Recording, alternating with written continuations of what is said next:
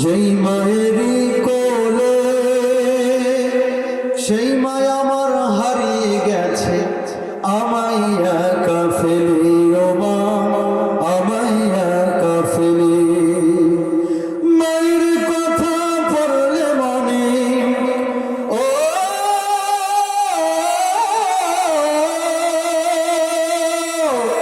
মায়ের কথা পড়লে মনে ঘুম যে চোখে আসে না।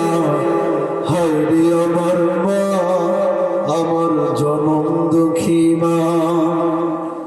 হযরত ইমাম মালিক মদিনার প্রধান বিচারপতি হযরত ইমাম মালিকের জামানার একটি ঘটনা। তার জামানায় একজন নেককার আবেদা সালেহা একজন মহিলা, একজন নারী দুনিয়ার থেকে চিরবিদায় নিয়ে চলে যায়। ও মুরব্বী বাবাজিরা বলেন তো দেখি, আপনাদের সমাজে যখন কোনো মহিলা মারা যায়, মহিলাদেরকে গোসল কি মহিলারা করায় না পুরুষেরা করায়? একটু জবান খুলে বলেন। হযরত ইমাম মালিকের জামানার ঘটনা। ওই মহিলা যখন দুনিয়া থেকে চিরবিদায় নিয়ে চলে গেছে, তার গোসল করানোর জন্য কয়েকজন মহিলা তার গোসলখানায় চলে যায়। মাথার কাছ থেকে কয়েকজন মহিলা, পায়ের কাছ দিয়ে কয়েকজন মহিলা গোসল করাচ্ছিল।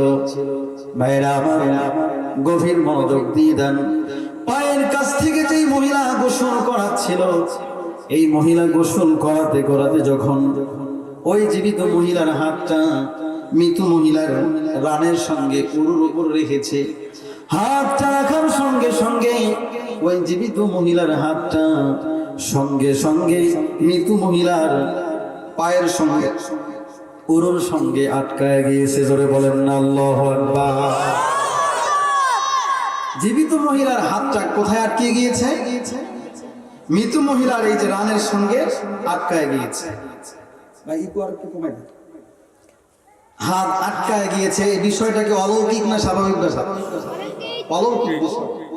এত টানাটানি, এই হাত আর ছুটানো যাচ্ছে না। সবাই বুদ্ধি পরামর্শ করেছে, তারপরও হাতটাকে আর ছুটাতে পারলো না। সঙ্গে সঙ্গে খবরটা থানায় চলে গেল। থানার থেকে পুলিশ এসে রায় দিল, একটা কাজ করা যাক, ওই জীবিত মহিলার হাতের কবজি থেকে হাতটাকে কেটে দাও, তাহলে তার হাতটা কি হয়ে যাবে? আলাদা হয়ে যাবে। জীবিত মহিলার স্বামী সন্তানবাদী হয়ে গেল। ডাক দিয়ে বলে, না না, আমরা এই রায় মানি না, কারণ আমার স্ত্রী তোমাদের উপকার করতে গিয়েছে, মৃত মহিলাকে গোসল করাতে গিয়েছে, আর তোমরা তার হাত কেটে দিবা, এই রায় আমরা মানি না। ভাইরা আমার, সঙ্গে সঙ্গে খবরটা চলে গেল জেলা পর্যায়ে। জেলা থেকে রায় আসলে একটা কাজ করা যাক, ওই জীবিত মহিলার হাতটা মৃত মহিলার পুরুর সঙ্গে যেখানে আটকে গিয়েছে, সেখান থেকে গোস্ত, পায়ের এই চরুর গোস্ত কেটে হাতটাকে আলাদা করা হোক। বলেন তো দেখি, জীবিত মহিলার স্বামী সন্তান এটা মানবে নাকি? জীবিত মৃত মহিলার স্বামী সন্তান ডাক দিয়ে বলে, না, আমরা এই রায় মানতে পারি না। মৃত মহিলার স্বামী ডাক দিয়ে বলে, আমার জীবদ্দশায় আমি কখনো আমার স্ত্রীর শরীরে একটা ফুলের টোকাও দেয় নাই। এরকম স্বামী আমাদের সমাজে আছে না নাই? বউকে অনেক ভালোবাসে, এরকম স্বামী আছে না নাই? আমার জীবদ্দশায় আমি আমার স্ত্রীর গায়ে একটা ফুলের টোকাও দেই নাই। আর আমাদের সমাজে এরকম কিছু যুবক আছে, বিয়ার পরের দিন থেকে শুরু করে আজ অব্দি খালি বউ পিটায়, আছে না নাই? আপনাদের এলাকায় মনে হয় না, এটা আমাকে রংপুরে আছে। মানে সকালে একবার পিটায়, দুপুরে একবার পিটায়, রাতে একবার পিটায়।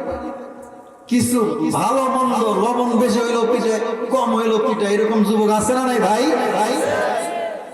আহা, একটা ঘটনা মনে পড়ছে, বলবো নাকি? মুরব্বীদের কষ্ট হচ্ছে নাকি? আসলে আমি আপনাদের এলাকায় নতুন তো, ওয়াজের ভাব বুঝতেছি না আপনারা কি চান। একটু সময় দিলে হয়তো ভালো হতে পারে। এক মহিলা, তার স্বামী তার শুধু পিটায়, লবণ বেশি হইলেও পিটায়, কম হইলেও পিটায়, মানে কিছু হইলে খালি পায়, ধূপধাপ চলে। তো এই মহিলা ছিল শিক্ষিত, শিক্ষিত মহিলা কাজ করছে কি জানেন, যেদিন যেটা ভুল হয় এটা লেখা রাখে। মনে করেন আজকে পিঠাইছে লবণ বেশি হয়েছে, ওইটা লেখা রাখছে। একদিন মশলা কম হয়েছে বা মরিচ বেশি হয়েছে, ঝাল বেশি হয়েছে, সবকিছু লেখা রাখছে। শিক্ষিত মহিলা। তো একদিন এই মহিলা অ্যাকুরেট একটা রান্না দিচ্ছে। সুবহানাল্লাহ বলবেন, আরো জোরে বলেন সুবহানাল্লাহ। অ্যাকুরেট একটা রান্না দিয়া মহিলা তার বাচ্চার মানে তার স্বামীরে খানা দিচ্ছে। হ্যাঁ, এই চান্দু আইসা খাইতে বসছে, সুন্দর মতো খাচ্ছে, কোনো ভালো মন্দ আর কিছু কয় না। মহিলা দরজায় দাঁড়ায় কয়, দেখি আজকে তুমি কই ভুল ধরো চান্দু, আজকে দেখি তুমি কই ভুল ধরো। ভাইরা খাওয়া শেষ, উঠে যাইতেছে। ব্যাপার কি? আব্দুর রহমানের বাপ, প্রতিদিন তো তুমি আর পিটাও, খাওয়ানো লবণ হলো পিটাও, আজকে দেখি কিছু কও না, ভালো মন্দ কিছু কও। এটাই তো কথা, কি আর কইতে। অনেকক্ষণ পরে কয়, বেশি ভালো ভালো মানে আজকে সবকিছু ভালো হয়েছে, এটাও নাকি তার কাছে ভালো। কি কোন মুরব্বী আছেন এরকম? সম্মানিত ভাইরা আমার, আচ্ছা বলেন, এই যে স্ত্রীকে যারা পিটায়, আচ্ছা আমাদের নবীজির আদর্শ কি স্ত্রীকে পিটানো? জোরে বলেন। বিশ্বনবী যেই গ্লাসে পানি খেতেন, যেখানে মুখ লাগায় পানি খেতেন, তার স্ত্রীরাও সেখান থেকে মুখ লাগায় পানি খেতেন। জোরে বলেন না সুবহানাল্লাহ। আজকে কি মা বোনেরা আসছে আপনাদের এখানে? আশেপাশেই আছে না? মা বোনেরা কইতেছে একটা ভালো হুজুর পাইছে রে। মা বোনেরা শুনে রাখেন, কোন মা যদি, কোন বোন যদি তার স্বামী, অনেকে আছে না দিন মজুর, অনেক কষ্ট করে কাজ কাম করে, আছে না এরকম?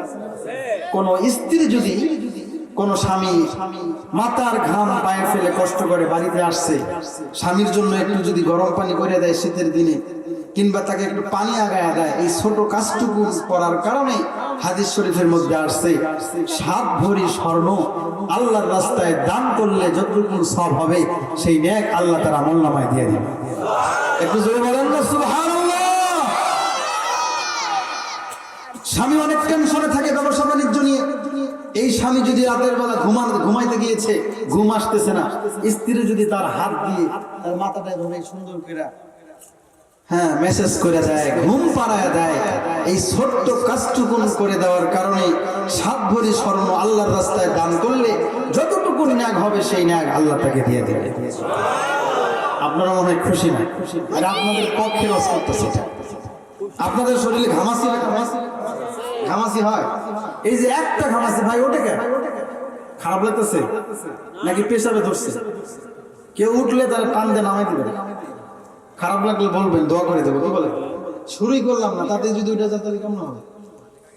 একটা ঘামাসি যদি, ঘামাসি ছোট না বড় হয়, এই ঘামাসি আওলায় দিল 7 ভরি স্বর্ণ আল্লাহর রাস্তায় দান করলে যতটুকু নেক হয়, সেই নেক আল্লাহ তাকে দিয়ে দিবেন। সুবহানাল্লাহ। সম্মানিত ভাইরা আমার, এজন্য স্ত্রীকে পিটানো যাবে না। আর স্ত্রীরাও স্বামী বাড়িতে আসলে তার খেদমত করার দরকার আছে না নাই? সম্মানিত ভাইরা আমার, গভীর মনোযোগ দিয়ে দেন। মৃত মহিলার স্বামী ডাক দিয়া বলে, আমার স্ত্রীকে আমি আমার জীবদ্দশায় কখনো তাকে একটা ফুলের টোকাও দেই নাই, আর তোমরা তার গোশত কেটে নিবে এটা আমরা মানতে রাজি না। সঙ্গে সঙ্গে খবরটা চলে গেল হযরত ইমাম মালিকের দরবারে। হযরত ইমাম মালিক মদিনার প্রধান বিচারপতি, হযরত ইমাম মালিকের কাছে যখন ঘটনা চলে গেল, হযরত ইমাম মালিক 350 কিলো রাস্তা ঘোড়া দাবড়িয়ে ঘটনাস্থলে চলে আসলেন। হযরত ইমাম মালিক পর্দার আড়াল থেকে ডাক দেয়া বলে, ও মহিলা,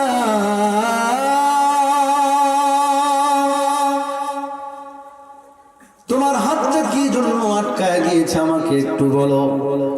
তুমি কি এখানে আসার পরে অজীবিত মহিলা, এই মৃত মহিলার শরীরের চিমটি কেটেছো নাকি, যার কারণে সে কষ্ট পেয়েছে? ও মহিলা, তুমি তাকে চিমটি কাটো নাই, তুমি তাকে মার দিয়েছো নাকি, তাকে আঘাত করেছো নাকি, আমাকে একটু খুলে বলো। মহিলা ডাক দেয়া বলে, না, একজন মৃত মহিলাকে আমি কেনই বা আঘাত করতে যাব, তাকে কেনই বা চিমটি কাটতে যাব? হযরত ইমাম মালিক ডাক দেয়া বলে, মহিলা, তুমি তাকে আঘাত করো নাই, তুমি তাকে চিমটি কাটো নাই, তাকে কষ্ট দাও নাই। তবে মনে করো এখানে আসার পরে এমন কোন কথা বলেছো যেই কথাটা এই মহিলা জীবদ্দশায় শুনলে তার মনের ভেতরে কষ্ট পেত, এরকম কোন কথা তুমি বলেছো নাকি? মহিলা ডাকতে বলে,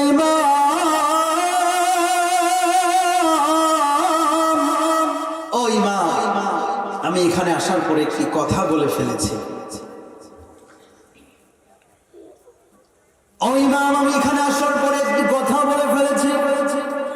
আজ থেকে অনেক দিন আগে এই মহিলাকে আমার বাড়ির পাশে একজন খারাপ যুবক আছে, একজন জেনাকারী যুবক আছে, একজন খারাপ যুবকের বাড়ির পাশ দিয়ে সন্ধ্যাবেলায় এই মহিলাকে আমি হেঁটে যেতে দেখেছি। আচ্ছা বলেন, একজন মহিলা যদি সন্ধ্যাবেলায় কোনো জেনাকারী যুবকের বাড়ির পাশ দিয়ে হাইটা যায়, এটাকে সে খারাপ কাজ করছে কোনো প্রমাণ আছে? আমাদের সমাজে এরকম কিছু লোক আছে, দেখবেন ইমাম সাহেব হুজুর চা খায় না ভাই? আপনাকে ইমাম সাহেবের কথা কই না, আমরাও তো চা খাই। তো ধরেন ইমামতি করতেছি, চা খাইতে গেছি। আচ্ছা, চায়ের দোকানে শয়তানের বাক্স আছে না? শয়তানের বাক্স বোঝে? মানে এই যে টিভি, এই যে টিভি দেখ, হুজুরে গেছে চা খাইতেছে, আর এই দিকটা যিনি চার দোকানদার টিভি ছেড়ে দিচ্ছে। হুজুরে যখন গেছে সময় টিভি ছিল না, ঘরে টিভি ছাড়লে নাকি কাস্টমার বেশি হয়। কি বলেন? আপনাদের এলাকায় না আমাদের এলাকায় বেশি হয়? সব এলাকায় খাইছে রে।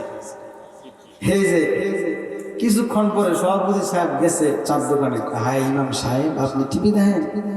আচ্ছা বলেন, ইমাম সাহেব টিভি দেখতে গেছে না চা খেতে গেছে? কথা কন। ইমাম সাহেব গেছে চা খাইতে, এখন সভাপতি সাহেব দেখা টিভিও চলতেছে, হুজুরও চা খাইতেছে। এখন চা ছাইলে তখন যায় না নাকি? এই যে অনুমান করার কথা কয়, আছে না নাই? হযরত ইমাম মালিক ডাক দিয়ে বলে, মহিলা সে যে খারাপ কাজ করেছে, জেনা করেছে, তার কোনো প্রমাণ তোমার কাছে আছে নাকি? ও মহিলা, তুমি যদি প্রমাণ দিতে না পারো, তুমি যদি তিনজন সাক্ষীর না করতে পারো, তাহলে মনে রাখবা আমি কোরআন থেকে রায় ঘোষণা করব।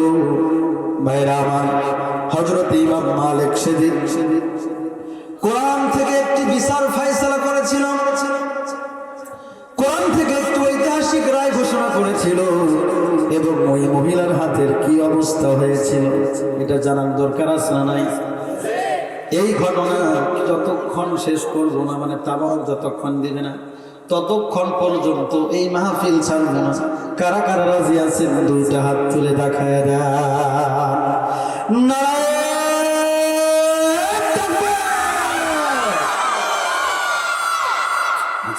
যুবক ভাইয়েরা, তোমরা যদি আমার সাইডে চলে যাও তাহলে মনে রাখবো ওই মহিলার হাত কিন্তু আটকায় থাকবে। আর যদি তোমরা খিচুড়ি দেওয়ার পর্যন্ত থাকো তাহলে সবাই মিলে ধইরা হাতটাকে ছুড়ে না। কি কর থাকবেন না ভাগবেন? কারা কারা যাইবেন একটু হাত তোলেন তো দেখি। আচ্ছা ঠিক আছে, আপনাদের এলাকার লোক ঠিক আছে, আমাদের এলাকায় হলে সব হাতুটা দিত। সম্মানিত ভাইরা আমার, এজন্য বলেন কোরআনের ভিতরে সব সমস্যার সমাধান আছে না নাই? একটু জবান খুলে বলেন। সম্মানিত ভাইরা আমার, وقال رسول الله صلى الله عليه وسلم القرآن أحب إلى الله من السماوات والأرض। সব কিছুর চাইতে, সব কিছুর মধ্যে আল্লাহর কাছে আল্লাহর কোরআনের সম্মান বেশি। জোরে বলেন না সুবহানাল্লাহ। তারপরও বলেন দেখি, আমাদের সমাজে কিছু লোক আছে যেখানে মাদ্রাসা হয়, মসজিদ হয়, মাহফিল হয়, তাই না ধরে আছে না ভাই? মানে মাহফিল হবে এটা তার সহ্য হয় না, তার শরীরে চুলকায়, এরকম লোক আছে না না ভাই? অনেক লোক আছে মাহফিল হোক সে চায় না, সে মনে করে এই মাহফিল হচ্ছে মোমবাতির আলো, ফু দিলাম নিভে গেল। আচ্ছা বলেন, গত 17 বছর নিরপেক্ষ ভাবে বলেন আপনারা কে কোন দল করেন আমি জানি না, গত 17 বছর আমরা কি এইভাবে মাহফিলে কথা বলতে পারছি ভাই? কথা বলেন, কথা বলেন, পারিনি। সম্মানিত ভাইরা আমার, তখন কোরআনের আলোচনা হলে এক শ্রেণীর আবু জেহেল মার্কা মুসলমান, তাদের শরীরে এলার্জি সৃষ্টি হয়ে যায়। তো কথা বলেন ঠিক কিনা? আচ্ছা বলেন, আপনারা সবাই যদি মাহফিলের বিপক্ষে যান, মসজিদের বিপক্ষে যান, মাদ্রাসার বিপক্ষে যান, আল্লাহ রাসূলের বিপক্ষে যান, আল্লাহ রাসূলের মাদ্রাসা মসজিদ মাহফিলের কোনো ক্ষতি হবে? জোরে বলেন। যদি আগুনে লেগে ধ্বংস হয়ে যায়, যদি আগুনে লেগে ধ্বংস হয়ে যায় পৃথিবীর সব বইয়ের দোকান, তবু বিশ্ব থেকে হারাবে না পবিত্র কোরআন, তবু বিশ্ব থেকে হারাবে না পবিত্র কোরআন। ঠিক না?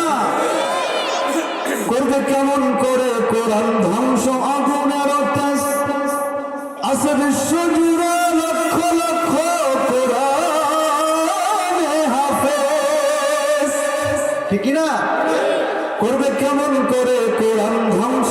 আগুনের তেজ আছে বিশ্ব জুড়ে, লক্ষ লক্ষ কোরআনে হাফেজ।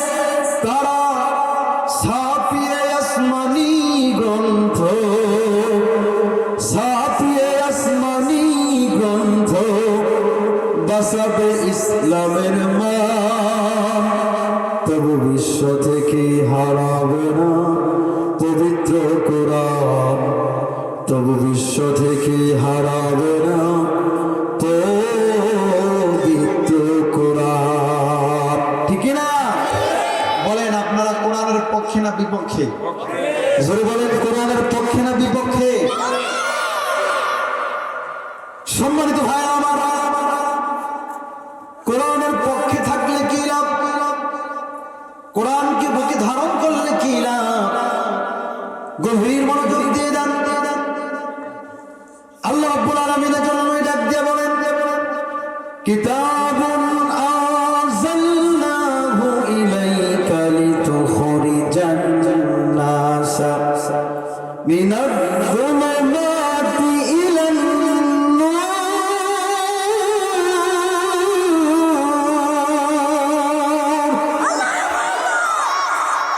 আল্লাহ রাব্বুল আলামিন বলেন, এই কোরআন মানুষকে জাহান্নাম থেকে মুক্ত করে জান্নাতি বানায় দেয়।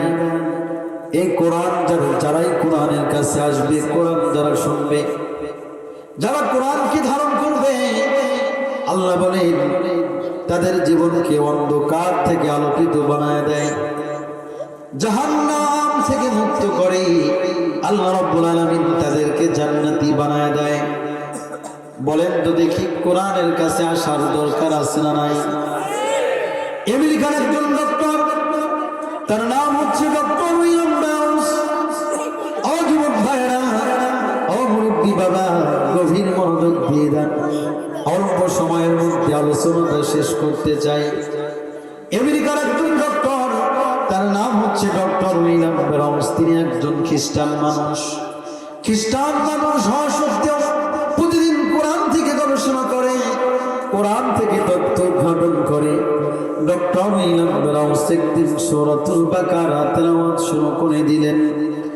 যালিকাল কিতাবু লা রাইবা ফীহি হুদাল লিল মুত্তাকিন।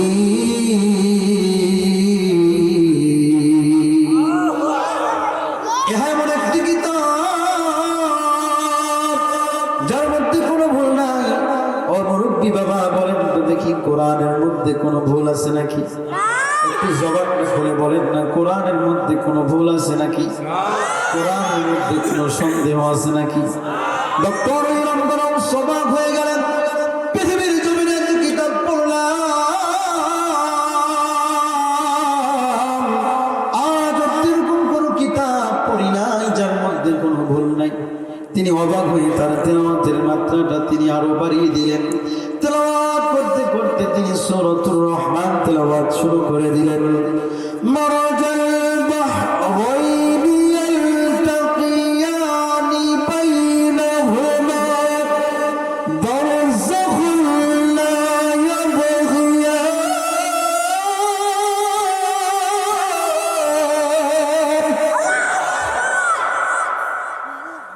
মারাজাল বাহরাইনি ইয়ালতাকিয়ানি বাইনাহুমা বারযাখুন লা ইয়াবগিয়ান। আল্লাহ রাব্বুল আলামিন এই আয়াতের মধ্যে একটা তথ্য দিয়ে দিচ্ছেন। আল্লাহ রাব্বুল আলামিন জানায় দিচ্ছেন, আমি সমুদ্রের মধ্যে দুই ধরনের পানি সৃষ্টি করেছি, একটা রক্ত পানি আর একটা মিষ্টি পানি। ও যুবক ভাইয়েরা বলেন তো দেখি, যারা নেট চালান, ফেসবুক চালান, বলেন তো দেখি, সমুদ্রের মধ্যে কয় ধরনের পানি? দুই ধরনের পানি, একটা লবণাক্ত পানি আর একটা মিষ্টি পানি। দুইটাই সমানভাবে ঢেউ খায়, তবে একটা আর একটার সাথে কখনো মিশ্রিত হয় না। ডক্টর একজন খ্রিস্টান মানুষ হওয়া সত্ত্বেও অবাক হয়ে গেলেন, কিভাবে সম্ভব? ও মুসলমান, গভীর মনোযোগ দিয়ে যান। আমরা মুসলমান বছরের পর বছর চলে যায়, বছরের পর বছর চলে যায়, কোরআনটাকে খুলে দেখি না, এরকম মুসলমান আছে না নাই? ডক্টর অবাক হয়ে একটা স্পিড বোট নিলেন এবং একটা ক্যামেরা নিয়ে বাড়িতে সেই সমুদ্রের মধ্যে চলে গেলেন। সমুদ্রের মধ্যে যাওয়ার পরে তিনি তার হাতের ক্যামেরা দিয়ে একটা ছবি তুললেন। সেই ছবিটাকে তুলে বাড়িতে চলে আসলেন। গভীর রাতে একজন খ্রিস্টান মানুষ কম্পিউটারের মধ্যে ছবিটাকে দিয়ে গবেষণা শুরু করে দিলেন। ভাইরা আমার, গভীর মনোযোগ দিয়ে দেন। কোরআন যে আসলে আপনার আমার জীবনকে আলোকিত বানায়, কোরআন যে মানুষকে জাহান্নাম থেকে মুক্ত করে জান্নাতি বানায়। ডক্টর সবাক হয়ে মাঝে মধ্যে ছবিটাকে বড় করে আবার শুরু করে। এভাবে একজন খ্রিস্টান মানুষ করতে করতে তার মনের অজান্তেই বলে ফেলেছে আল্লাহু আকবার। একটু জবানটা খুলে বলেন না আল্লাহু আকবার। জোরে বলেন না আল্লাহ।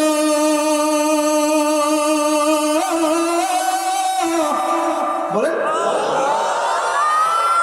আল্লাহ ডাক দিলে কি কষ্ট লাগে? বলেন আপনার আমার রব কি? জবান খুলে বলেন হায়াতের মালিক কে? মৌতের মালিক কে? ইজ্জতের মালিক কে? রিজিকের মালিক কে? ইন্নাল্লাযীনা ক্বালু রাব্বুনাল্লাহ। এই মুসলমানেরা দুনিয়ার কাউকে ভয় পায় না, তারা একমাত্র আল্লাহকে অনুসরণ করে, আল্লাহকে রব বলে স্বীকার করে। কথা বলেন ঠিক কিনা? সম্মানিত ভাইরা আমার, ডক্টর এত জোরে চিৎকার মেরে আল্লাহু আকবার বলেছেন, পরিবারের সবাই ঘুম থেকে জাগ্রত হয়ে গিয়েছে। মেয়ে ডাক দেওয়ায়, বাবা তুমি মুসলমানদের তাকবীর, মুসলমানদের স্লোগান কেন দিয়েছ? ডক্টর ডাক দেওয়ায়, ও মেয়ে তুমি বুঝবা না, আমি একজন খ্রিস্টান মানুষ সত্ত্বেও অনেকদিন যাবৎ মুসলমানদের কোরআন থেকে গবেষণা করি। তোমরা কে কি বলবা আমি জানি না, তবে তোমরা সাক্ষী থাকো। আমি তোমাদেরকে সাক্ষী রেখে কালেমা পড়ে মুসলমান হয়ে গেলাম। লা ইলাহা ইল্লাল্লাহু মুহাম্মাদুর রাসূলুল্লাহ। জোরে বলেন না সাল্লাল্লাহু আলাইহি ওয়াসাল্লাম। একজন খ্রিস্টান মানুষ কোরআনের কাছে এসে তার জীবনটা কি হয়ে গিয়েছে ভাই? আলোকিত হয়ে গিয়েছে, জাহান্নাম থেকে মুক্ত হয়ে জান্নাতি হয়ে গিয়েছে।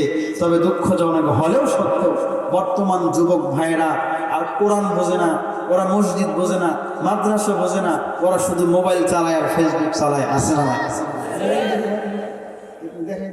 একটু বলবো ভাই, কষ্ট হচ্ছে আপনাদের? খিচুড়ি কি রান্না হয়েছে না? 12টা পর্যন্ত টানবো, কষ্ট হবে আপনাদের? এই যে যুবক ভাইরা কি চালায় ভাই? এই যে ফেসবুক চালায়, এত পরিমাণে ফেসবুক চালায়। আমাদের নীলফামারীর একটা আঞ্চলিক ভাষা আছে যে ফেসবুক চালাতে চালাতে চোখ মুখ সব ঘলঘলিয়ে হয়ে গেছে। কিছু বুঝছেন কথা? মানে চোখ মুখ সব কি হয়ে গেছে ভাই? ঘোলা হয়ে গেছে। এখন এটা ওই টয়লেটে বয়ে মোবাইল ভাই, এত পরিমাণে মোবাইল টিপে। আরে বাপ মাকে হারে কি হইল, এত পরিমাণে মোবাইল টিপে লাগবে? এই রাস্তাতে হাতে তাও মোবাইল টিপে, দোকানে যদি বয় দেন, কাস্টমারের সদাই দেয়, এই তাও মোবাইল। আরে ব্যাপার কি? মোবাইলে পাইছো আছে না নাই বলেন? তাদেরকে নিয়ে কিছু কোনো ভাই খালি মোবাইল দেয়। তো বাপ মায় কইছে একটা কাজ করি, এটা যদি বিয়ে দেয় তাহলে ভালো হবে। যুবক ভাইয়েরা কারা কারা বিয়ে করেন একটু হাত তোলে তো দেখি। হ্যাঁ, হুজুর আজকের ওয়াজ আমি করে কমন পড়ছে। হাত তোলে, হাত তোলে, স্মরণের কিছু না। তোমার হাত তুলিস না, আচ্ছা হাত নামান, কারা কারা বিয়ে করছেন তার হাত তোলেন। শরমের কিছু আছে আচ্ছা, আরে এটা তো ইসলাম তো একটা বিনোদন, কি বলেন, হাত তোলেন। আচ্ছা আপনার এলাকায় যারা বিয়ে করছে এগুলো সংখ্যাই বেশি, কি বলেন, হাত নামান। তাহলে যেটা বিয়ে করে না এটা বিয়ে করেন দেওয়ার দরকার আছে না নাই? আচ্ছা বলেন, এই বিবাহিত জীবন এটা কি বৈধ সম্পর্ক না অবৈধ সম্পর্ক? এই যে এই তোমরা ডিস্টার্ব দিও না, সম্মানিত ভাইয়েরা আমার গভীর মনোযোগ দেন। আপনারা তো হাসছেন, কিন্তু আমরা বক্তারা হাসার ফলে কিছু মেসেজ দিয়ে দেয়, কি বলে? মনে রাখবেন বাবারা, আপনার সন্তান যদি বিবাহের বয়স হয়, আপনি যদি তাকে বিয়ে না দেন, আপনার মেয়ের বিয়ের বয়স হচ্ছে তাকে বিয়ে দেন নাই, এই মেয়ে এবং ছেলে যত গোনা করবে এই গোনাহের ভার আপনার বাবার কাছে যাবে, কি বলেন ভাই? যুবক ভাইয়েরা সেই খুশি হুজুর সেই একটা ওয়াজ করতেছে রে, তো মা বাবাই কইছে হ্যাঁ এটা বিয়ে পড়াই দেয় তাহলে মনে একটু ভালো হইব, কি বলেন?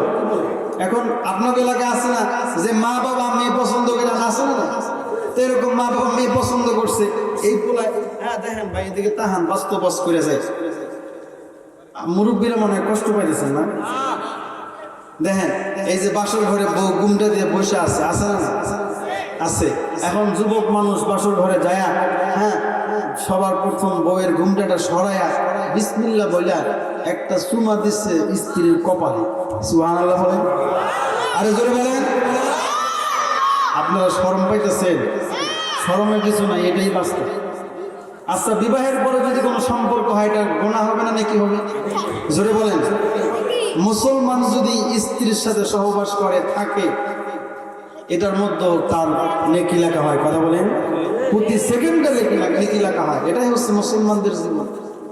সম্মানিত ভাইয়েরা আমার, এখন দেখেন যেটা করতে চাইতেছে সেটা হচ্ছে এই যে চুমা দিচ্ছে, মানে কিস দিচ্ছে, কি কয় যুবক ভাইয়েরা, কিস কয় না? এই যে কিস দিচ্ছে, এক কিসের লগে 1.5 ইঞ্চি ময়দা একবার উল্টায়, কথা কি বুঝছেন? মুরব্বীরা মানে বোঝেন নাই, মানে এটা কি করে, মেকআপ করে। এখন পোলায় দেখছে বাসর ঘরে ভালো, একদিন 2 দিন 1 মাস 2 মাস সংসার জীবন চলতেছে, এখন দেখে বউ তো দেখলাম বাসর ঘরে পড়ায় গেল কালা, এখন পোলায় সকালবেলা ভাত বাড়িতে খায়, 2 বেলা ভাত খায়, হেমাইট করে হোটেলে ভাত খায়, পোলার মন বসে না, পোলাই কয় বউরে ডাক দিয়ে তুই বাট পার, তোর মা বাট পার, তোর 14 গোষ্ঠী বাট পার, তোরা মেকআপ করে আমার লগে বিয়ে বসেছে, আছে না নাই? এখন যুবকরাও কম না, বিয়ের পরে বউরে কিনে দিছে মোবাইল, শুনে যান, এই যে যারা বউরে মোবাইল কিনে দিবেন এই আমার বাস্তব কথা শুনে যান, যারা দিচ্ছেন তারা নিজেরাও টের পাবেন আমার কথার সাথে মিল আছে কিনা, একটু মিলায় নিয়ে। যারা বউরে মোবাইল কিনে দিচ্ছে মানে বড় মোবাইল, হ্যাঁ হ্যাঁ হ্যাঁ যেন হ্যাঁ বউয়ের আশা বাদ দিয়ে দেয়, কথা বলে চরম বাস্তবতা। সংসারে অশান্তির মূল কারণ হচ্ছে এই মোবাইল। যেই যুবক স্ত্রীর মোবাইল কিনে দিচ্ছে হ্যাঁ যেন হ্যাঁ বউয়ের আশা বাদ দিয়ে দেয়। এক যুবক এসে হুজুর দোয়া করে দেন, কি হয়েছে? বউ তো গেছে পালায়। কেমনে পালাইলো? হুজুর বিয়ার পরে আমি থাকি বিদেশে, বউ থাকে বাংলাদেশে, ধরেন আপনার আমরাই, হ্যাঁ হুজুর মোবাইল কিনা চাইছে, কইছে স্বামীকেও তোমার লগে ভিডিও কলে কত কমো, কি ভিডিও কলে কথা কমো। পোলার মন তো অনেক বড়, যুবক মানুষদের মন বড় না ছোট বলেন? অনেক বড় মন। খুশি হইয়া একটা মোবাইল কিনে দিছে, 1 মাস 2 মাস 1 বছর পরে দেখে বউ গেছে আরেকজনের লগে ভাগ্যা। ডিজিটাল এই বাংলাদেশে কত কিছু দেখার আছে, দেখতে গেলে শেষ হবে না, অল্প দেখো ভাই। পোলা মাইয়া জোয়ান বুড়া একই রোগে খাইছে ধরা, আধুনিকতার হাওয়া গায়ে লাগছে তাই, ঠিক না? ডিজিটাল এই বাংলাদেশে কত কিছু দেখার আছে, দেখতে গেলে শেষ হবে না, অল্প দেখো ভাই। পোলা মাইয়া জোয়ান বুড়া একই রোগে খাইছে ধরা, আধুনিকতার হাওয়া গায়ে লাগছে তাই। যে যাই কিছু বলুক না কেন গায়ে লাগে না, আমরা কিন্তু চালাক জাতি, মোটো ভয় পাই না। আমগো দেশে ফেসবুক আছে, আমরা বলক না, ঠিক না? আবু বাকলা কারে বলে কিছু জানে না, বড়দের সম্মান করা মানতে পারে না। একজন একাধিক আইডি চালায় ভাই, ফেক আইডির নাম কত প্রকার তারও জানা নাই।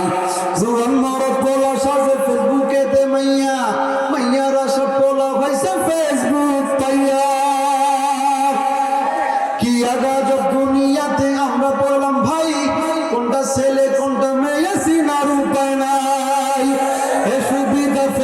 দিছে আর কেউ দিবে না। আমগো দেশে ফেসবুক আছে আমরা বলত না, আমগো দেশে ফেসবুক আছে আমরা বলত না। বাস্তবতা আছে না নাই? লাইক কমেন্টের শেয়ারের দামটা অনেক বেশি, যে যত লাইক পায় সে হয় তত সেলিব্রিটি। কেউ ভাই আবার লাইক কমেন্টের ভিক্ষার ঝুলি নিয়া মাছের ছবি দিয়া করব আমি লেখেন মিয়া। জোকার মিয়া ফলোয়ার সুযোগ কইরা দিছে, ফেলিস্টিয়ানা ঝুইলা থাইকা চুপচাপ থাকবা বসে, ঠিক না? আসল কথা আছে শুনে যাও। কালা মাইয়া কোনো কালা মাইয়া, কালা মাইয়া ধলা সাইজা তো ফাইলে দেয় ছবি, ছবি দেখা পোলাপন সব হইতাছে আজ কবি। আসলে তো ফেক আইডি সব মাইয়ার আইডি না, পোলায় পোলায় কি পোলায় পোলায় চলতাছে তো নিজে জানে না। এ সুবিধা ফেসবুক দিছে আর কেউ দিবে না। আমগো দেশে ফেসবুক আছে আমরা বলত না, আমগো দেশে ফেসবুক আছে আমরা বলত না, ঠিক না? ভাইরা আমার, যে সমস্ত বাবারা এখানে আছেন মনে রাখবেন, আপনার সন্তান লেখাপড়া করে ভুলেও সন্তানের হাতে মোবাইল দিবেন না। সন্তান লেখাপড়ায় ভালো, খুশির ঠেলায় মোবাইল কিনে দিচ্ছেন, তার মানে দেখবেন 1 বছর পরে লেখাপড়া গোল্লাই গেছে, আছে না নাই? এই জন্য যারা বাবা এবং মা আছেন গভীর মনোযোগ দেন। সন্তানকে সব দিবেন, কাপড় কিনে দিবেন, ভালো মন্দ খাওয়াবেন, কিন্তু মোবাইল দেওয়া যাবে না। মোবাইলের সাথে সাথে মোটরসাইকেল দেওয়াও যাবে না। এটা কিন্তু আমাদের সন্তানদের ভবিষ্যৎ, জীবন, যৌবন সব শেষ করে দেয়। কথা বলেন ঠিক কিনা? সম্মানিত ভাইরা আমার, গভীর মনোযোগ দিয়ে দেন। ও যুবক ভাইরা, আল্লাহ রাসূলের একটি হাদিস শোনা যায়। আল্লাহ রাসূল ডাকতে বলেন, ইউকালু লিসাহিবিল কুরআন ইকরা ওয়ারতাকি ওয়ারাত্তিল কামা কুনতা তুরাত্তিলু ফিদ দুনিয়া ফাইন্না মানজিলাকা ইনদা আখিরি আয়াতিন তাকরাউহা। ভাইরা আমার, গভীর মনোযোগ দিয়ে দেন। কোরআনের কত দাম, যারা কোরআনের শিক্ষা অর্জন করে তাদের কত দাম। আল্লাহ রাসূল ডাক দিয়া বলেন, কিয়ামতের দিন কোরআনের হাফেজদেরকে বলা হবে, তোমরা কোরআনের একটি করে আয়াত পড়তে থাকো আর জান্নাতের একটু করে তালা উপরে উঠতে থাকো, একটু করে আয়াত পড়তে থাকো, পড়তে থাকো আর জান্নাতের একটি করে তালা উপরে উঠতে থাকো। ভাইরা আমার, যারা হাফেজে কোরআন হবে, যারা কোরআন মুখস্থ করবে, কোরআনকে ধারণ করবে, তারা কোরআনের তিলাওয়াত করতে করতে তাদের জায়গা হয়ে যাবে ৬৬৬৬ তলা। সুবহানাল্লাহ বলবেন না? আপনাদের এলাকায় কি মাদ্রাসা নেই? আশপাশে মাদ্রাসা আছে? কার কার সন্তান মাদ্রাসায় পড়ে একটু হাত তুলেন দেখি। মাশাআল্লাহ মাশাআল্লাহ। সন্তানকে কোরআনের শিক্ষা দেওয়ার দরকার আছে না? আমাদের সন্তানদের ভেতরে যদি কোরআনের শিক্ষা থাকতো, বলেন তো দেখি, সন্তানরা কখনো মা বাবাকে কষ্ট দিতে পারত? এই জন্য যারা এখনো সন্তানকে মাদ্রাসায় দেন নাই, সন্তানকে মাদ্রাসায় দেওয়ার দরকার আছে না? কিয়ামতের দিন যাদের সন্তান হাফেজ হয়েছে, কিংবা যারা হাফেজ হওয়ার সৌভাগ্য অর্জন করেছে, শুনে যান, কিয়ামতের দিন এই হাফেজে কোরআন যখন জান্নাতের দিকে রওনা করবে, তখন তার এলাকার লোকেরা তার সামনে দাঁড়ায় যাবে। তারা বলবে, ও হাফেজে কোরআন, তুমি জান্নাতে যাও, আমরা জাহান্নামে, আমাদেরকেও নিয়ে যাও। আমি না তোমাকে মাঝে মধ্যে সহযোগিতা করেছি, তোমাকে নাস্তা কেনার টাকা দিয়েছি, তোমাকে আমি, তোমার বাবা ছিল না, তোমার কিতাব কিনে দিয়েছি। এভাবে একজন হাফেজে কোরআন, শুনে যান, কমপক্ষে একজন হাফেজ কমপক্ষে 10 জনকে জান্নাতে নিয়ে যায়। কয়জনকে? আর একজন আলেম কমপক্ষে 70 জনকে জান্নাতে নিয়ে যায়। সুবহানাল্লাহ বলবেন না? এভাবে একজন হাফেজ, একজন আলেম নিতে নিতে 700 জন পর্যন্ত হয়ে যাবে। সুবহানাল্লাহ। কোরআনের হাফেজ এবং আলেম যখন 700 লোক নিয়ে জান্নাতের দিকে রওনা করবে, আল্লাহ বলবে, ও ফেরেশতারা, এরা কোথায় যায়, এরা কোথায় যায়? ফেরেশতা বলবে মালিক, এরা তোমার দুনিয়াতে হাফেজে কোরআনের দলের লোক, এরা কোরআনকে ভালোবেসেছে, কোরআনকে মহব্বত করেছে, আজকে এই হাফেজে কোরআন তাদেরকে সারা জান্নাতে যাবে না। সেদিন আল্লাহ বলবে, ও ফেরেশতা, যাও যাও যাও যাও, সবাইকে সঙ্গে করে নিয়ে জান্নাতে পাঠায়া দাও। জোরে বলেন না সুবহানাল্লাহ। বলেন তো দেখি, যারা কোরআন পারি না, কোরআনের শিক্ষা অর্জন করার দরকার আছে না নাই? এই শাবান মাসের পরের মাসের নাম কি? জোরে বলেন, একটু জবান খুলে বলেন, রমজান মাস। সম্মানিত ভাইয়েরা আমার, বিশ্বনবী মুহাম্মদুর রাসূলুল্লাহ সাল্লাল্লাহু আলাইহি ওয়াসাল্লাম রমজানের পরে সবচেয়ে বেশি রোজা রাখতেন শাবান মাসে। সুবহানাল্লাহ বলবেন। আপনাদের যাদের গত রমজানের রোজা কাজা আছে, মা বোনদের আলোচনার ফাঁকে একটা মেসেজ দিয়ে যায়, মনোযোগ দিয়ে শুনেন। হয়তো বা ইমাম সাহেবরা মসজিদে আলোচনা করেছে, যাদের রমজানের রোজা কাজা গিয়েছে, আপনারা এই যে কয়েকদিন রমজানের আগে কাজা রোজাগুলো রেখে দিবেন। পারবো না ইনশাআল্লাহ? মা বোনদের মাসে একটা অসুস্থতা থাকে না, তাদের রোজা ভঙ্গ হতে পারে, বাড়িতে গিয়ে মা বোনদেরকে জানাই দিবে। এবং যাদের রোজা কাজায় নেই, আপনারা বেশি বেশি এই মাসে নফল রোজা রাখবেন ইনশাআল্লাহ। আপনাকে আমাকে রমজানের পূর্ব প্রস্তুতি নিতে হবে। হবে কি হবে না? যে হুজুর এটা আবার কেমন কথা? অনেক ব্যক্তি আছে, হুজুর আমি রিক্সা চালাই, আমি ভাটায় চাকরি করি, আমি গার্মেন্টসে চাকরি করি, আমি তো রোজা থাকতে পারি না। আচ্ছা, আপনার জন্য আল্লাহ রাসূল বলেছেন, তুমি রমজানের আগে থেকেই রমজানের পূর্ব প্রস্তুতি নাও, যে কিভাবে আপনি দিন মিলায় দিন খান। আপনি যদি এখন থেকে আপনার ইনকামের একটা অংশ রেখে দেন, বলেন তো দেখি রমজানে কম মেহনত করলে হবে কি হবে না? জোরে বলেন, হবে কি হবে না? হবে। এখানে অনেক মানুষ আছেন যে হুজুর আমি আমার জীবনে 50-60 বছর ধরে রমজান পাইছি, রোজাও রাখছি। এরকম লোক আছে না নাই? হুজুর আমি 40 বছর ধরে রমজান পাই। নিয়ত করেন যে এত রমজান পাইছেন, কিন্তু নিজের জীবনের গুনাহ মাফ করাতে পারেন নাই। এই সামনে যে রমজান আসতেছে, আল্লাহর কাছে দোয়া করেন, আল্লাহুম্মা বারিক লানা ফি রজব ওয়া শাবান ওয়া বাল্লিগনা রমাদান। হে আল্লাহ, তুমি আমার হায়াতকে রমজান পর্যন্ত বাড়ায় দাও। জোরে বলেন আমিন। রমজানে আরেকটা টার্গেট নেন, মসজিদে ইমাম সাহেবকে বলেন যে হুজুর আমরা তো রমজান মাস ছাড়া সবসময় ব্যস্ত থাকি, তো রমজান মাসটা আমি কোরআনের জন্য আমার জীবনটাকে দিয়ে দিতে চাই। পারবো না ইনশাআল্লাহ? যে একটা নিয়ম করেন যে আমরা একটা সময় রমজানে কোরআন শিখবো। পারবো না ইনশাআল্লাহ?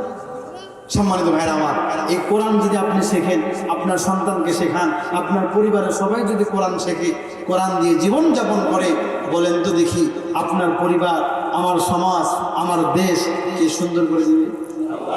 জোরে বলেন। আমাদের সমাজে এরকম কিছু কুলাঙ্গার সন্তান আছে, দেখবেন কোরআনের জ্ঞান না থাকার কারণে মা বাবার সম্মান সে জানে না, মা বাবার সাথে কিভাবে কথা বলতে হয় সেটাও জানে না। এরকম অনেক কুলাঙ্গার সন্তান আছে, দেখবেন মা বাবার গায়ে হাত তোলে। আছে না নাই? জোরে বলেন, আছে না নাই? যুবক ভাইরা গভীর মনোযোগ দিয়ে দেন। আর মাত্র 15 মিনিট সময় আমার আলোচনা শেষ করে দিব। গভীর মনোযোগ দিয়ে কথাগুলো শোনো। তুমি তোমার কোন মা বাবাকে কষ্ট দাও? বলেন তো দেখি, দুনিয়ার জমিনে কোন সন্তান সফল হয়েছে মা বাবাকে কষ্ট দিয়ে? এরকম আছে নাকি? দুনিয়ার জমিনে যার যত বড় সফলতা, আপনি জিজ্ঞাসা করে দেখবেন, ভাই আপনি এত সফল কেন? আপনি এত বড় হওয়ার কারণটা কি আমাকে একটু খুলে বলেন। ভাইরা আমার, জিজ্ঞাসা করে দেখিয়ে সবাই কেউ না কেউ তার মা বাবার দোয়ায় এত বড় হয়েছে। সুবহানাল্লাহ।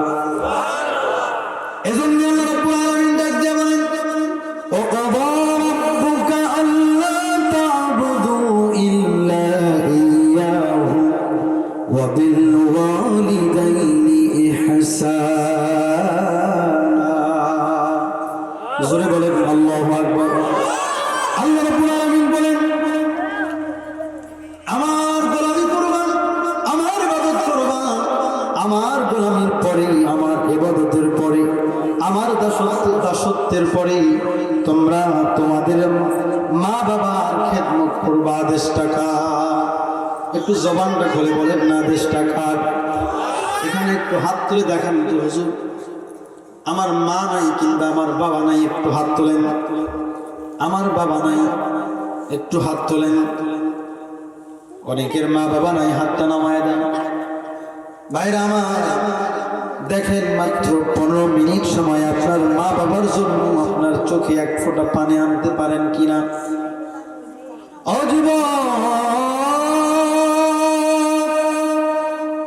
অল্প সময়ের মধ্যে দেখো তোমার মা বাবার মহব্বতে এক ফোঁটা চোখের পানি আনতে পারো কিনা? আজকের মাহফিল শেষ করে অনেকে বাড়িতে গেলে মাকে মা বলে ডাকতে পারবে, অনেকে বাবাকে বাবা বলে ডাকতে পারবে। অনেকের মা বাবা মোবাইলে খোঁজ খবর নেয়, বাবা আব্দুর রহমান কেমন আছে? যার মা বাবা আছে সে বুঝবে না। এই যে হাত তুলতে বলেছিলাম, এর মধ্যেই অনেকের চোখে পানি চলে আসছে। কথা বল, তুমি তোমার কোন মাকে কষ্ট দাও তুমি জানো না? তুমি আমি যখন তোমার মায়ের পেটে ছিলাম, সন্তান মা সারাদিন কাজ কাম শেষ করে যখন খাবার টেবিলে গিয়েছিল, মা খেতে পারে না। মা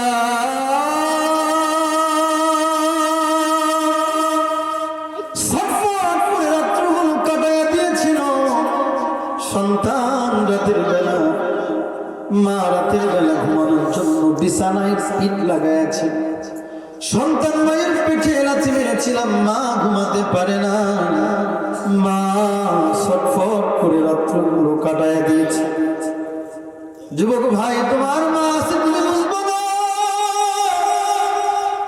যার মা নাই তাকে জিজ্ঞাসা করে দেখো, তার আমার কথাগুলো তার কলিজায় গিয়ে লাগতেছে। যুবক, তুমি তোমার কোন মাকে কষ্ট দাও? আল্লাহ রাসূল ডাকতে বলে, হুমা জান্নাতুকা ওয়া নারুকা, তোমার মা তোমার জন্য জান্নাত কিংবা জাহান্নাম। যার বাড়িতে মা আছে, মা বাবার খেদমত করে জান্নাত কামাই করতে হবে। তোমার আমার সবচেয়ে বড় পীর হচ্ছে মা বাবা। তোমার মা বাবাকে তুমি যদি খুশি করতে পারো, মনে রাখবা আল্লাহ যদি রাজি খুশি হয়ে যায়, তোমার জীবন সফল হয়ে যাবে। যুবক ভাই, তুমি তোমার কোন মাকে কষ্ট দাও তুমি জানো না? একজন গর্ভধারিণী মা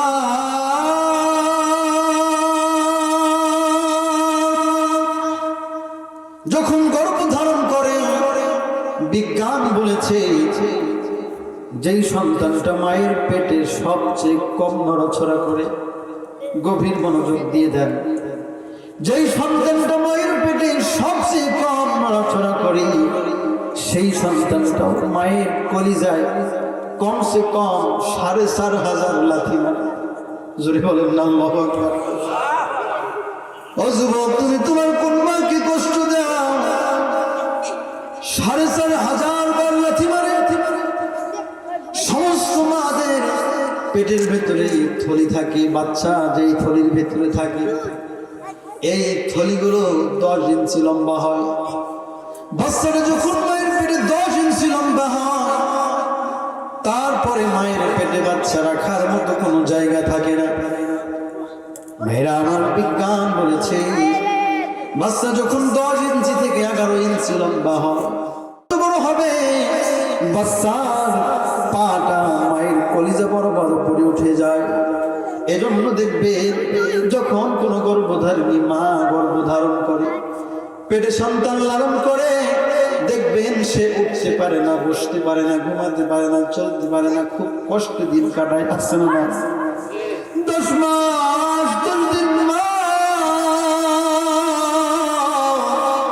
হাঁটতে পারে না।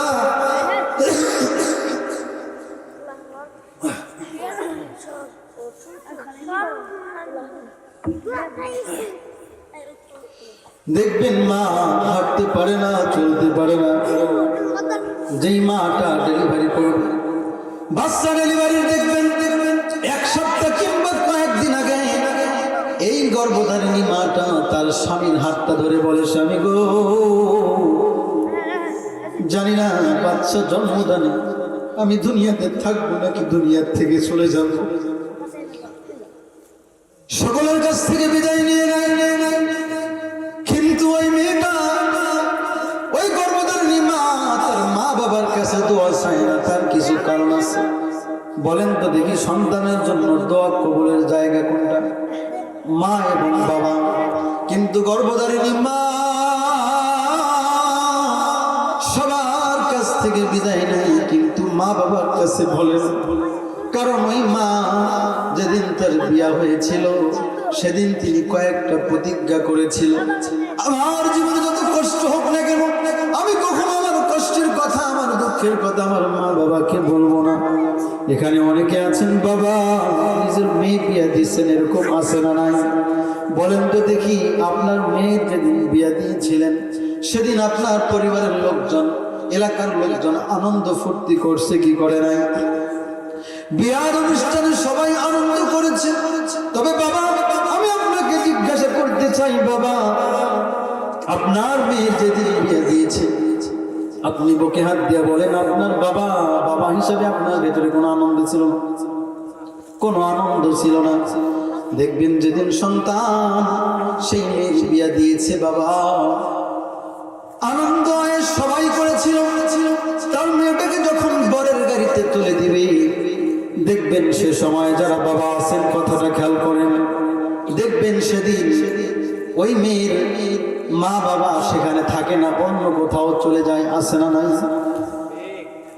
ওই মেয়েটাকে মা বাবাকে ছাড়া তার মামা চাচারা বিদায় দিতে দেয় না। অনেক লোকজন দেখবেন তার মা বাবাকে খুঁজে নিয়ে আসে, আসার পরে দেখবেন বরের গাড়ির সামনে ঘর খড়ায়া দেয়। তার মেয়েটা বরের গাড়ি থেকে দৌড় দিয়ে বের হয়ে এসে বটগাছটাকে জড়া ধরে, বাবার গলা জড়ায় ধরে মেয়ে কান্না করে। মেয়ের বয়স যদি 18-20 বছর হয়, তার বড় মেয়ে মাত্র 4 বছর 5 বছর বয়সের বাচ্চাদের মতো বাবাকে জড়ায় ধরে কান্না করে।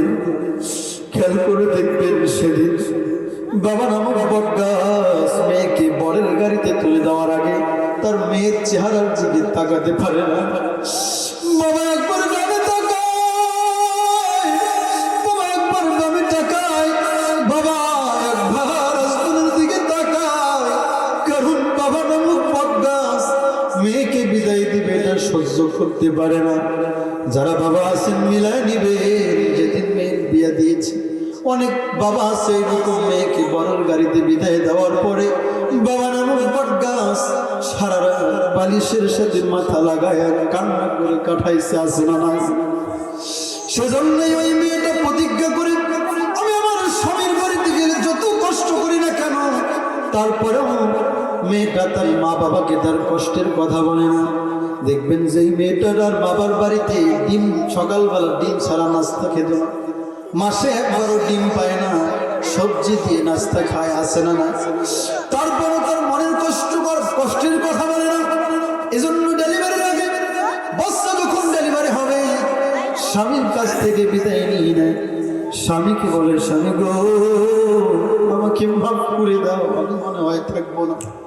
দেখবেন মেডিকেলে হোক কিংবা বাড়িতে হোক, যখন বাচ্চা ডেলিভারি হয় এই মহিলাটা বুকের ওপর একটা পর্দা দেওয়া হয়, আত্মীয় স্বজনরা পর্দার উপর দিকে থাকে এবং নার্স এবং ডাক্তারেরা পায়ের দিকে থাকে। কথা বলেন, বিজ্ঞান বলেছে যেই সন্তানটা সবচেয়ে কম নড়াচড়া করে এই সন্তানটা মায়ের কলিজায় 4,500 বার লাথি মারে। বিজ্ঞানকে জিজ্ঞাসা করা হয়েছে, বিজ্ঞান আচ্ছা বলেন তো দেখি এই এতগুলো লাথি মারে না কেন মরে না? বিজ্ঞান বলেছে 4,500 লাথির মধ্যে যদি সবচেয়ে যে ছোট লাথি আছে এই লাথিটাও যদি কোনো সন্তান কোনো বাবার কলিজায় মারতো বাবাটা সঙ্গে সঙ্গে মারা যেত। বিজ্ঞান বলে মা মরে না,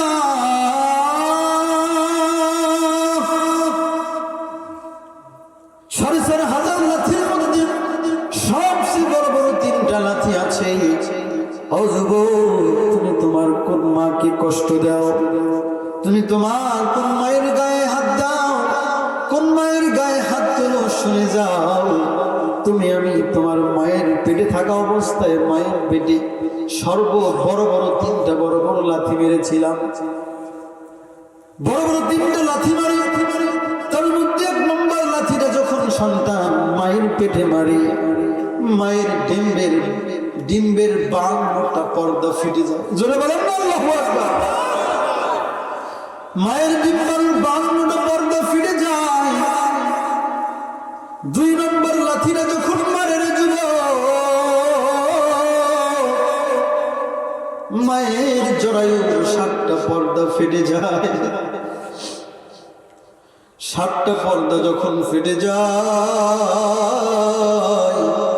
1 থেকে 1.5 মিনিটের মধ্যে মায়ের শরীর থেকে 4 থেকে 5 ব্যাগ রক্ত ঝরে যায়। ও যুবক, তুমি তোমার কন্যাকে কষ্ট দাও,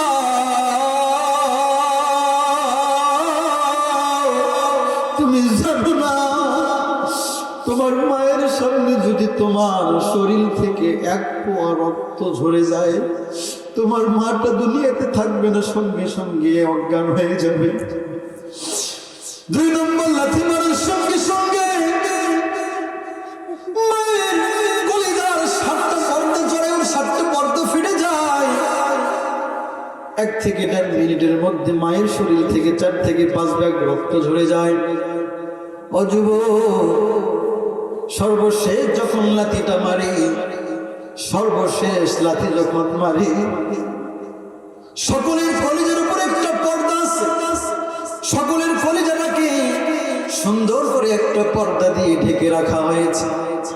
ভাইরা আমার, কলিজার উপরে যে পর্দা আছে সেটা হচ্ছে ডন টাচ এরিয়া, যেখানে কোনো আঘাত লাগলে দুনিয়ার কোনো মানুষ বাঁচবে না। মায়ের কলিজার যে পর্দা আছে, সর্বশেষ লাথিটা মারার সঙ্গে সঙ্গে মায়ের সেই কলিজার পর্দার মধ্যে আঘাত লেগে যায় এবং সেখানে একটা স্পট পড়ে যায়।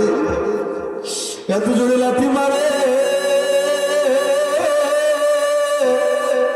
লাথি মারার সঙ্গে সঙ্গে মাটা অজ্ঞান হয়ে যায়। ও যুবক, খেয়াল করে শোনো, মা যখন অজ্ঞান হয়ে যায়, সঙ্গে সঙ্গে বাচ্চাটা দুনিয়াতে চলে আসে। বিজ্ঞান বলেছে বাচ্চা দুনিয়াতে আসার সঙ্গে সঙ্গে সর্বপ্রথম যে আওয়াজটা দেয়, যে ডাক্তার ডাক দেয়, সেই ডাক হচ্ছে উম্মা। জোরে বলেন না আল্লাহু আকবার। উম্মা বলে ডাক দেয়। বিজ্ঞান বলেছে উম্মা। বাচ্চা যত কান্না করে, বাচ্চার সেই কান্নার আওয়াজ দুনিয়াতে আসার সঙ্গে সঙ্গে মায়ের কান দিয়ে গিয়ে মায়ের সেই কলিজার ফাটা জায়গা সেলাই দিয়ে দেয়। এজন্য দেখবেন সন্তান যখন দূরে কোথাও চলে যায়, মায়ের কলিজার সেই ফাটা দাগটাতে কুটকুট করে ব্যথা করে। সন্তান যদি প্রবাসে গিয়ে বিপদে পড়ে, মায়ের কলিজা টের পেয়ে যায়। মা রাতের বেলা ঘুমাতে পারে না, মা ছটফট করে রাত্রিগুলো কাটায় দেয়। ভাইরা আমার, গভীর মনোযোগ দিয়ে দেন। এজন্য দেখবেন সন্তান যখন বাড়িতে থাকে তখন মায়ের সেই ফাটা দাগটার ব্যথা করে না, মায়ের কলিজার সেই ফাটা দাগটার ব্যথা করে না। মনে রাখবা, তুমি যদি তোমার মা বাবাকে কষ্ট দাও, তোমার জীবন সব কিছু বরবাদ হয়ে যাবে। আর যদি তোমার মা বাবাকে তুমি খুশি করতে পারো, মনে রাখবা তোমার জীবনটা ধন্য হয়ে যাবে। আমি জানি না এখানে কার মা নাই, জানি না কার বাবা নাই। আমারও বাবা নামক বটগাছ দুনিয়ার থেকে চলে গিয়েছে। রিদর রব্বি ফি রিদল ওয়ালিদাইন ওয়া সাখাতুর রব্বি ফি সাখাতিল ওয়ালিদাইন। ভাইরা আমার, আপনি যদি আপনার মা বাবাকে সন্তুষ্ট করতে পারেন, মনে রাখবেন মা বাবার সন্তুষ্টির ভিতরে আল্লাহর সন্তুষ্টি, আর মা বাবার অসন্তুষ্টির মধ্যে মা আল্লাহর অসন্তুষ্টি। ভাইরা আমার, জানি না কার মা বাবা কবরে চলে গিয়েছে। মায়ের মতো হয় না আপন, মায়ের মতো হয় না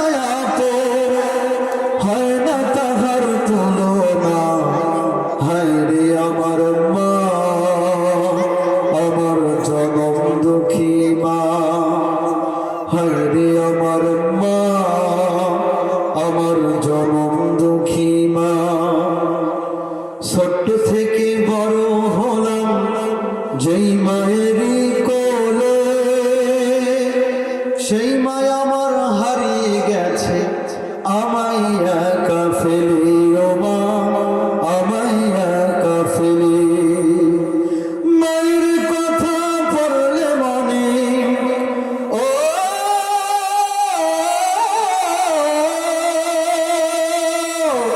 মায়ের কথা পড়লে মনে ঘুম যে চোখে আসে না। হায় রে আমার মা, আমার জনম দুঃখী মা, হায় রে আমার মা,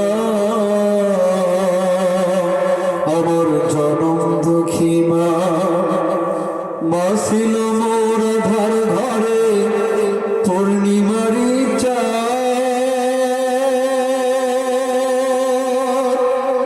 মা সারা সেই ঘরখানেতে নাই রে কোনো সার, আমার নাই রে কোনো সার।